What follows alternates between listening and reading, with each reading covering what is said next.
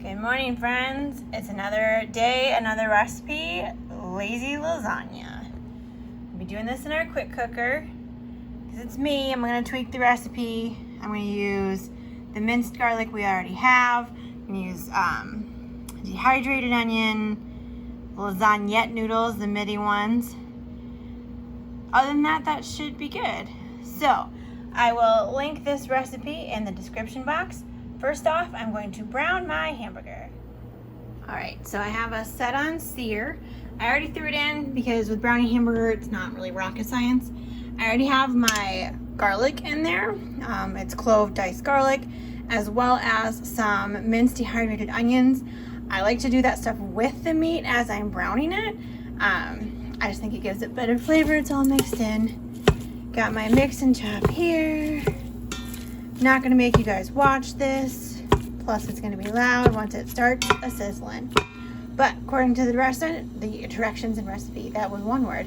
According to the recipe, we're gonna brown our hamburger up into the bits like we're doing, and then add some more things. So we'll come back once my hamburger is cooked. All right, so I've got set up. It calls for Italian seasonings. I'm gonna use part generic of that and part of our garlic and herb because it's delicious.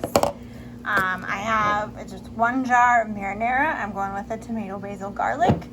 It's a use what you have day. It calls for the mini lasagna noodles. Couldn't find those, and so today we're using rigatonis. It calls for 4 cups. I've measured this out before. One 1-pound box ends up being super close to 4 cups.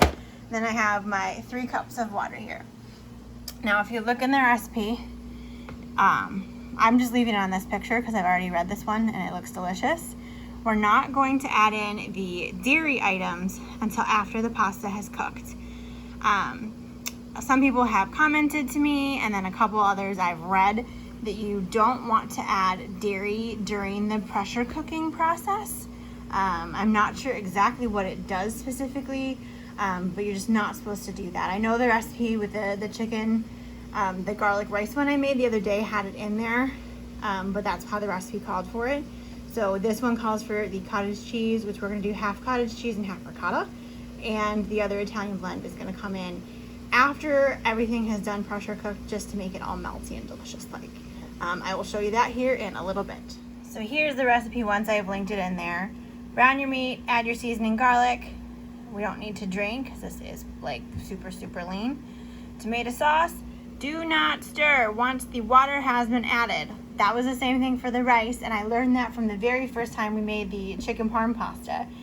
If you stir it and the pasta gets on the bottom, it will overcook and stick. So when it says to just leave it on the top, leave it on the top. They actually mean that. And then we're gonna follow the rest of the directions, and it does have the cheese going in at the very end, like I said. Chicken, spurting foam. I don't want to spurt foam. That means steam, not foam. I don't know what they're thinking. Okay, pardon the noise, that's my washing machine. So I've got my hamburger browned and added my marinara sauce. Stir. Now it says to add your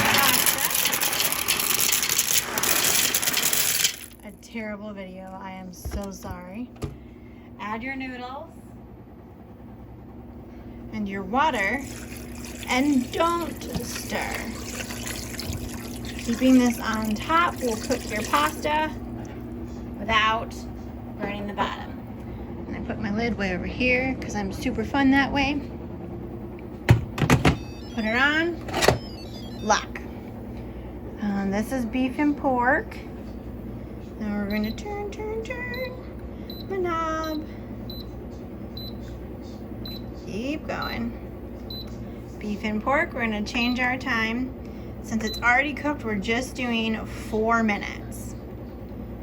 So we'll get that down there and press start. She will tick, tick, tock as she's coming to pressure. Make sure your buttons and stuff are lined up. That guy will wiggle, and then we'll come to pressure and do 4 minutes on cooking under pressure to get the pasta cooked. And just because it's a good day for a good dinner, got air fryer over there. We're gonna get some 5 cheese Texas toast. I don't knock things over trying to do things one-handed. Make these in the air fryer. So our entire dinner today we made courtesy of Pampered Chef, meaning no stove, no oven, no heating up the house in the heat, wave hi to the cat, to have a yummy dinner of lazy lasagna and 5 cheese garlic bread. The recipe calls for 1 cup of cottage cheese. I'm actually going to mix ricotta cheese and cottage cheese. He likes this one, I like this one, so good mix. And then I have some shredded Parmesan as well as some shredded mozzarella for the sprinkle cheese that it's talking about. We are almost up to pressure, and we've got our, where's the light bulb in here? Garlic toast is going. So we're just trucking right along. Did the quick release, waiting for that to go. Again, I wish I could send you all smells. Got our garlic toast, all toasted and delicious like. I'm gonna add the cottage cheese, ricotta cheese mix off camera because that's gonna take 2 hands to scrape it out properly. But then I will show y'all once it's all stirred up and delicious. Oh, that smells good. Yum! Stir it in. Look how yummy.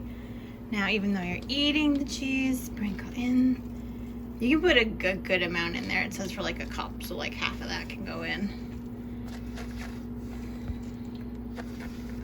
And then, yeah, that's good. And we'll give it a mix. This will help thicken it a little bit as well.